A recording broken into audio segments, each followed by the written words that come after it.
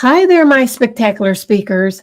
I'm thrilled to have you join me for this Facebook Live event, Finding Your Speaking Mojo 7 Steps to Becoming a Confident Speaker.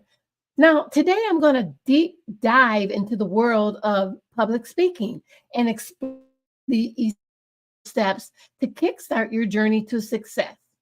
Whether you're looking to educate or simply make your voice heard, this session is packed with valuable insight and tips that you don't want to miss today.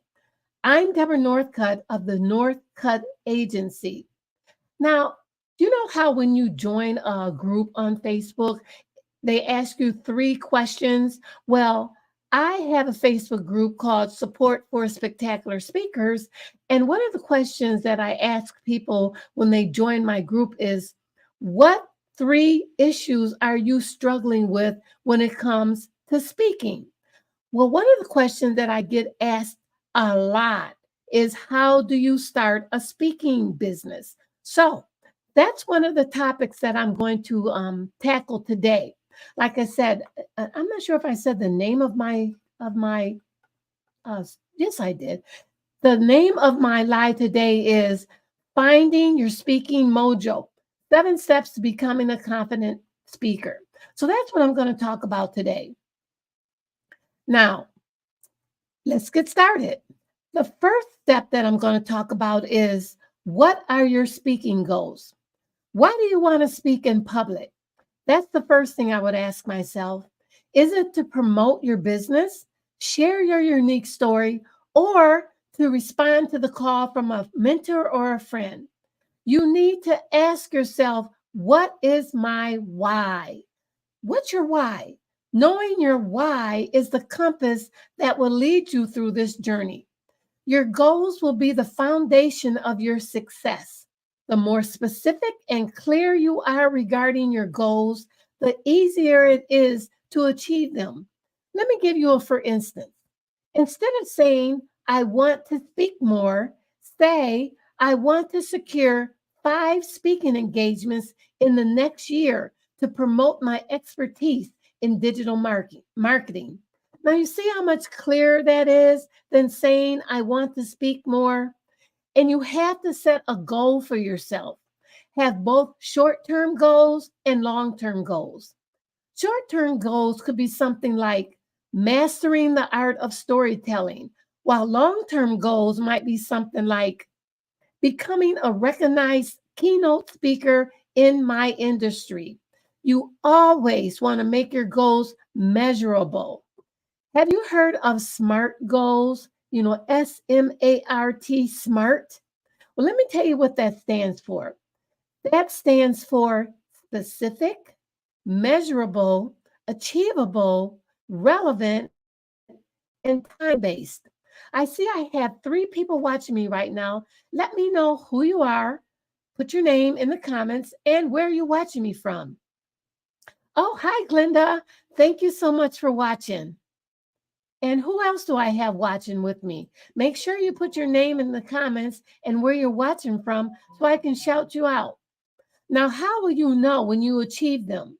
For instance, if your goal is to promote your business through speaking engagement, you might measure success by the number of new clients or partnerships you gain as a result.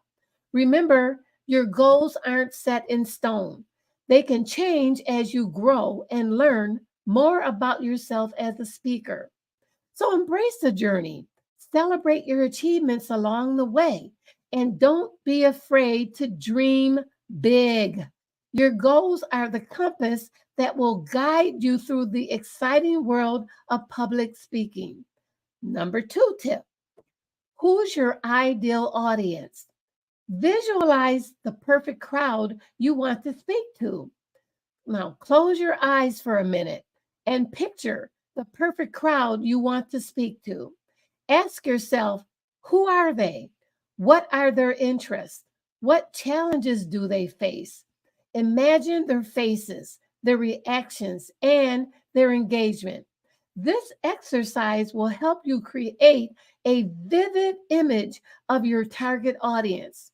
Are they young? Are they older? Are they professionals in a specific field? Make sure that you really, really close your eyes and visualize who exactly do you want to speak to.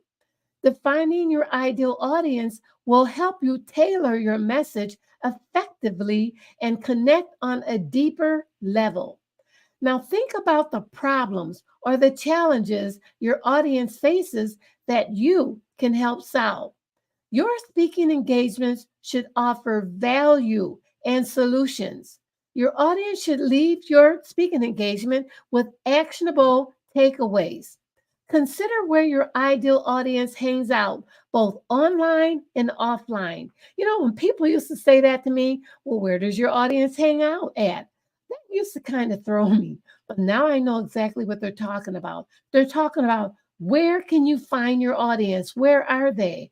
Are they active on LinkedIn, attending industry conferences, or participating in local meetups?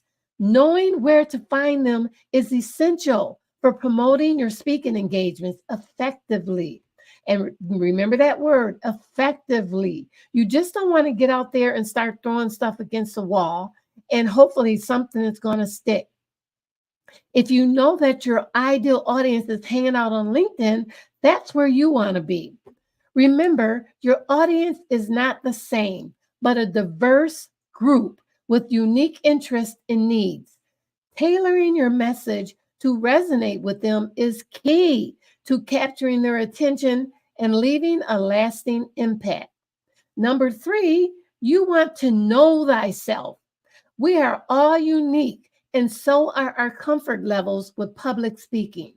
Whether you're naturally outgoing or a bit reserved, there's a speaking avenue that suits you.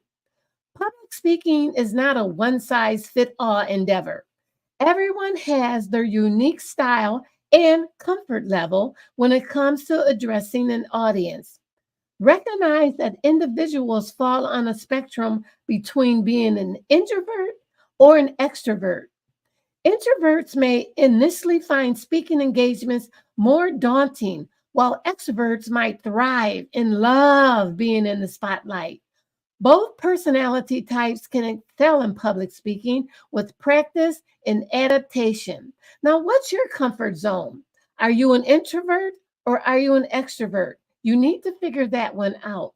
It's essential to identify your comfort zone in public speaking. For instance, let me give you an instance. It might be delivering inspiring keynote addresses, that's an extrovert, while for others, it could involve facilitating engaging workshops, having webinars, podcast guesting, or moderating discussions. I would say that's more of an introvert type of speaker. Embrace what feels right for you. Confidence in public speaking often grows with experience. The more you speak, the more comfortable and assured you become. Now, don't be discouraged by initial challenges.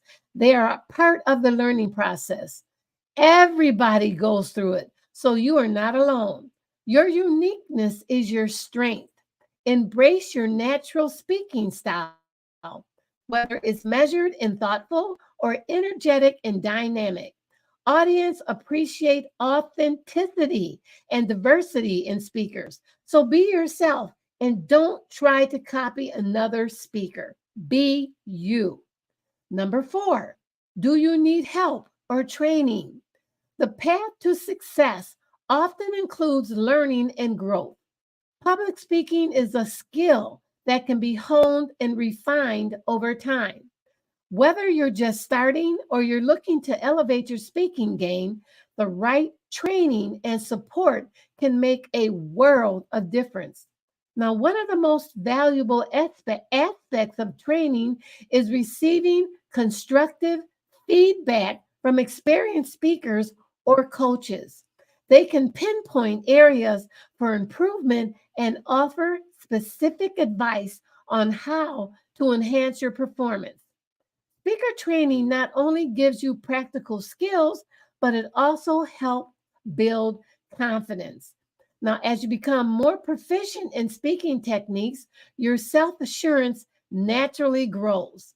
This newfound confidence can be transformative in your public speaking journey. Speaker training often brings you into a community of like minded individuals. Networking with fellow speakers can open doors to speaking opportunities, collaborations, and valuable connections in your industry.